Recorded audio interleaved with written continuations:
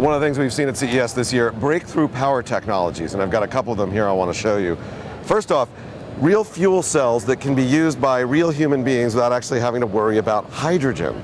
This is from Horizon Power, and this device right here works with water and a special powder to actually generate about 12 hours worth of power through this. About 25 watts continuous for 12 hours on one sort of cell charge. Now, how it works is you get one of these canisters, single-use canister, buy it for 20 bucks, fill it with water, close it up, drop it in, this opens up, you drop it right in there, and then you have 30 days to use up the power, and it's about 270 watts of power. Great for emergencies. If you happen to have a problem like where the lights go out like they did for us last week, you just buy a bunch of these, put them up on the shelf, and when you have an emergency, you use it.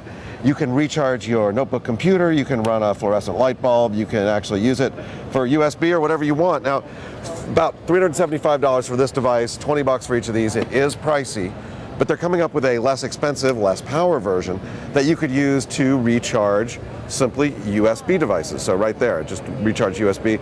This is what it looks like. This is what it'll look like when it ends up coming out.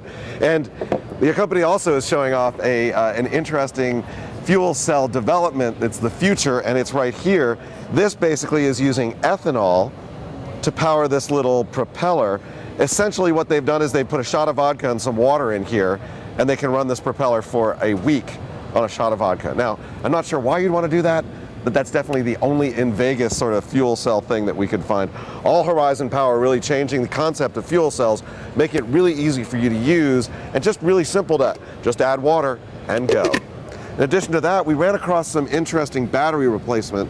This is a new silver zinc battery from Z-Power, and it's the same size as a traditional lithium-ion battery, but has a couple of advantages according to the company.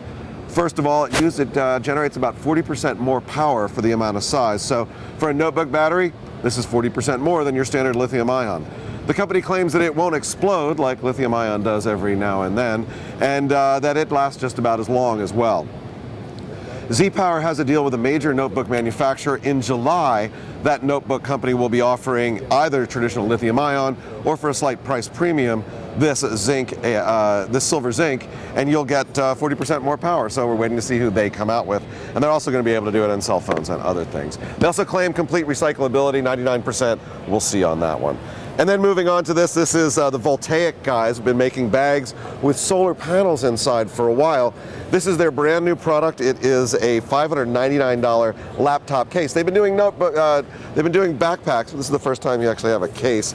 And inside it's got a little battery. You take it outside, you can charge it up. It takes about 8 hours of sunlight to charge up your computer. So a couple different ways to get some alternative power, from more power for your notebooks to solar to fuel cells, which are absolutely the future of rechargeable.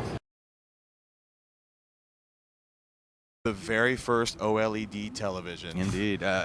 Sony actually introduced the XEL1 in Japan a couple months ago, and now it's available in the United States for about $2,500 for an 11-inch widescreen display. Tiny and expensive, yes, but they're showing prototypes of 27 and 31-inch displays from Sony and Samsung here at the show. We're talking thin, 2 or 3 millimeters for the panel itself, usually in a frame that's a few millimeters thicker than that just to protect it a little bit, but razor thin, surface emitting light technology, so you get perfect viewing angles. Saturation of color is awesome because, in essence, when it's off or showing black, it is no light coming from the display as well, so it's superb contrast ratios. They're claiming like 100,000 to 1 or some obscene number, which becomes meaningless like we were talking about. They are pretty. So, of course, we have a new world record largest flat panel display. Yeah. Is it 150 inches? 150 inches. From Panasonic. 2K by 4K resolution, which is a lot, 8 megapixels. And at 150 inches, Panasonic's new, it's not even a prototype. They're claiming they're going to have this shipping by the end of the year.